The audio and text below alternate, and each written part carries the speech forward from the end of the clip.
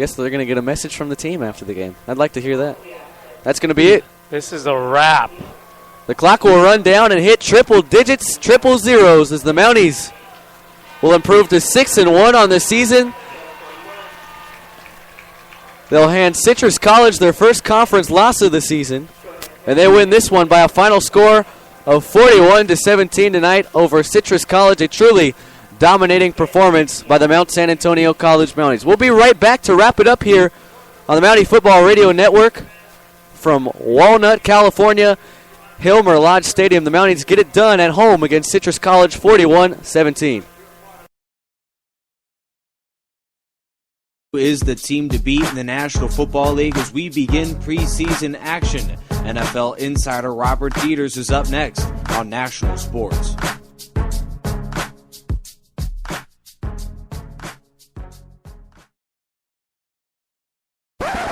The story of the 2013 Major League season has been the resurgence of the Dodgers, led by Yasiel Puig. How realistic of a shot does Los Angeles have at making the World Series? Jason Gerline leads the roundup next on National Sports.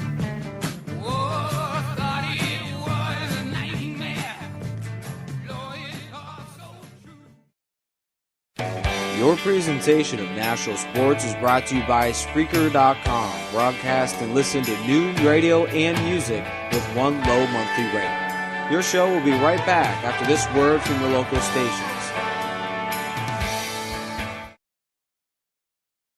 You can contact National Sports in a number of ways, through Instagram, Facebook, and Twitter with the label National Sports. We love to have you guys a part of our show and can easily join us also through text or call. You're listening to the National Sports radio station on Spreaker.com.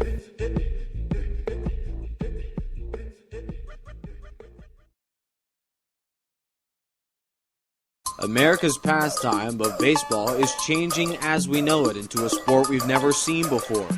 Where is the game headed in the next few years? Major League correspondent Cameron Sadeghi has the answer to that question next on the National Sports radio station from Los Angeles, California.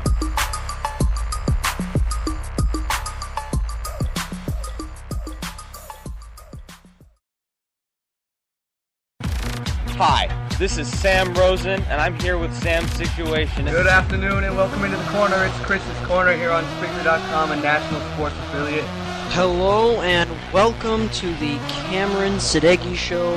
Hello, ladies and gentlemen, and welcome to another edition of the Deep Sports Talkie. This is affiliated with National Sports. Cameron Sadeghi, Chris Sylvester, Sam Rosen, Andrew Goldstein, Daniel Levy, and the entire broadcast crew with Commissioner Robert Dieters. You are live from National Sports radio station in Los Angeles, California.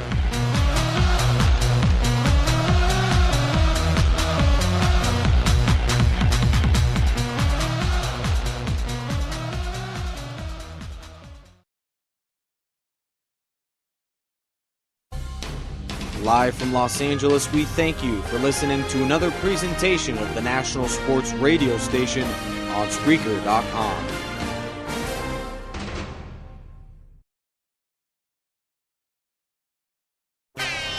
Who are the hot teams in the Major League Baseball season heading into the playoffs? Stephen Hughes is on tap and set to join us next on the National Sports radio station from Los Angeles, California.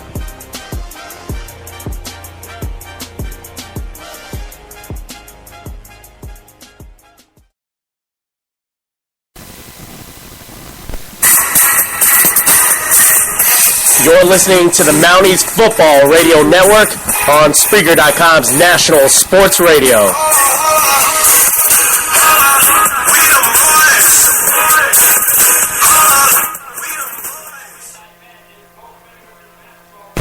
Welcome back to the Mountie Football Radio Network here on Spreaker.com's own national sport.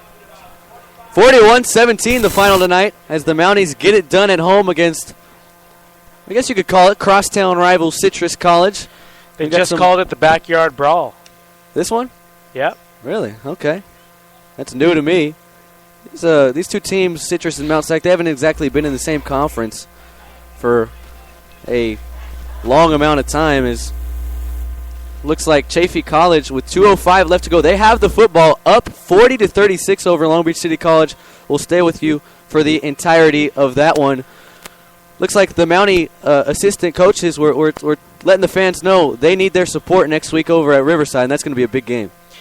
Yeah, it's going to be a huge game with Riverside riding that winning streak at home. 27 for the Tigers at home. What a better way to end that streak with a victory in Riverside. That would be huge. And it would be 100 wins for Coach Jeffs in the career of Coach Jastrab. And to go and win against his former offensive coordinator against Riverside, that would be something that would be really sweet for Coach Jabs to accomplish.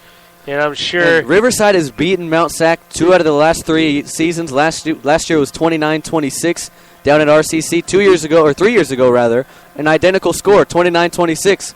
Moral of the story, if you're Mount Sac and you score more than 29 points, you're probably going to win. Hey, they did tonight with 41, and before that against Grossmont, 52.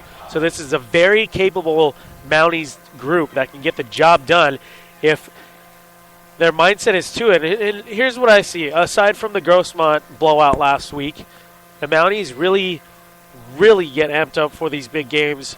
Look what they did with Long Beach, obviously falling a little bit short against Long Beach, but also stepping up against Fullerton College, who in the beginning of the year was highly ranked in Southern California junior college football. So number 2. You know, the Mounties step up to the plate, and when the occasion arises, I think they're there for the taking. And it's proven to be all throughout the season that the Mounties kind of fluctuate up and down, but when it's time to play and time to really get down and get to the grind, the Mounties can take advantage of the opposing team on special teams, on defense, on offense, and they have so many weapons on every facet of the game. It's great to see the Mounties have a complete, well-rounded effort after really digging themselves in a hole, giving away 80 yards on 8 penalties, and I believe a good portion of those penalties were in the first quarter alone, so not really helping their cause early on, and then just really outplaying Citrus in all aspects of the game in the second half. The Mounties just took over this game, and rightly so. And I think the lack of a running game really hurt Citrus College. And let's not forget, this was a 17-14 game heading into the locker room for halftime, Brian, as we take a look at a couple of stats here. Only 46 yards rushing for Citrus College in this game, 222 passing yards, but it probably could have been and should have been a lot more if they would have gotten the run game going because, as they say, the run opens up the pass, vice versa. But Citrus College, a measly 3 points in the second half, and Larry Cutbirth in this, what was supposed to be a potent Citrus offense, they weren't able to do much against the Mountie defense in the second half at all. Well, yeah, and it is a potent offense. They have great receivers, and they have 3 actually that are over 300 yards in receiving yards. So they have the capable offense. And how about the career day from Patrick Smith? 7 receptions, 152 yards, and a couple of TDs. There you go. Luckily, though, for the Mounties, that doesn't come back to bite them. Yeah, and like you said, vice versa. Run game opens up the pass game opens up the run, and unfortunately for the Owls, the Mounties just do what they do best and hold the running game against their opponents to under 100 yards. And right now they're doing such a great job game in and game out at containing and bottling up those opposing running backs and really taking it to the opposing offense and just doing what they do best. A stingy defense, Mount Sac, leads the league in points allowed per game, and they hit just the mark in this game. Is right around the 15-point mark, so just over their average on the season. But hey, this is a Mounties defense that is here game in and game out, and they have so many key players on that defensive unit that can get you in every facet of the game, and that proved to be so with Tamaveda not sacking the quarter, not just sacking Cutbirth, but also getting in on the punt block for a touchdown run back by Skylar Crawl. Yeah, that was definitely the turning point in the game because that was 11:55 left to go in the third. At that point, still a 3-point ball game, 17-14. Skylar Crawl, a 28-yard blocked punt for a scoop and score. And how about this game down at Chaffey College, though, as we get away from this one for just a moment? 1:26 left to go. Everyone up here in the Mount Sac booth taking a look at this Chaffey College, Long Beach City College game. We just saw a rush of negative 4 yards. I'm not exactly sure what's going on there. Are they taking knees already down at Chafee? Are they? I don't know. Is the champagne on ice down at Chafee for the big upset? Well, Long Beach they called a timeout with just a minute 26 left, and it's showing right now to us a minute 26 left. Obviously, it's a little bit more, a few seconds after that, because they are taking the knees. It looks like Ricky Mullen. 4 yard loss. It says a rush for loss of 4 yards. So usually that'd be a sack, right? Yeah. That's the best we can do when we talk about this. I know a couple of the Mount SAC coaches were waiting until it went final before they told their team what happened. First of all, here's the thing. As much as it's great to see Chafee College pull off this upset, this really doesn't help the Mounties unless somehow, some way, Long Beach City College finds a way to lose 2 more games for the rest of the year. And taking a look at their schedule, it doesn't appear they're going to do so. They might lose at home to Riverside, but that looks like the only realistic possibility of them losing a game. But you never know if they do run into another, hungry team, upset-hungry team like Chafee College. Here's how it goes playoff scenario-wise. If Mount SAC wins out, they're in the playoffs no matter what, whether that's the National Central Conference champion or not. They'll find their way into the postseason. If they lose next week at Riverside, it's probably over for Mount SAC in means of heading to the postseason. For Riverside, though, this is some fantastic news because if Riverside, who has 1 loss on the season, it would be their first conference loss next week if they can't defeat the Mounties for the second consecutive season and the third time in 4 years. If Riverside loses to Mount SAC next week, they got a big game against Long Beach the next week, and if they can win that one, they'd have 2 losses. Long Beach would have 2 losses. Riverside is the tiebreaker. The Mounties and Tigers find their way in the playoffs, and Long Beach is left out. So still a lot of scenarios to go along here as we got three more games left through the Mounties. A lot of teams still have 4 left to go. The Mounties are playing straight through. Their bye week is actually the final week of the regular season. Riverside, they got 4 games to go after this one, so it's down to Riverside, Mount SAC, and Long Beach. 2 of the 3 teams, they're going to make it in. Unfortunately, for one of them, they're going to be left out. And for us, we certainly hope that's not the Mounties. Hey, talk about a tough schedule ahead for Riverside coming up as they have Mount SAC next week at home and then Long Beach as well.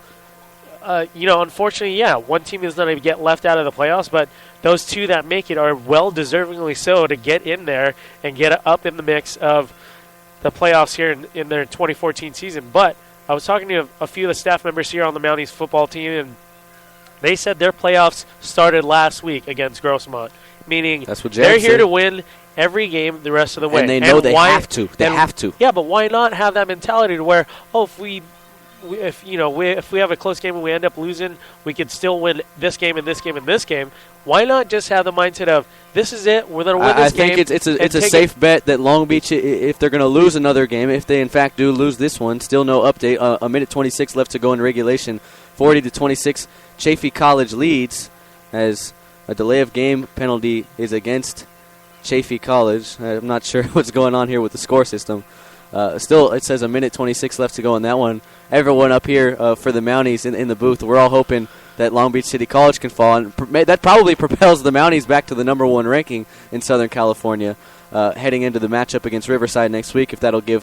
Who knows if that'll give them any more confidence than they already have after this big victory, 41-17, the final tonight. They get it done against Citrus College as, wow. So a little update. Rigoberto Luna, the kicker who has a fun name to say for Chafee College, punted it 33 yards to the LBCC 44. Bateman returned it to the Chafee College 26. But Long Beach City College roughing the kicker, and that's going to give Chafee the win. There's a minute 26 left to go. It's a first down for Chafee, I believe. And I think Long Beach is out of timeouts. I believe so, Chris. You might be right. So if roughing the kicker, that's going to give Chafee a first down, and they can just kneel out the clock.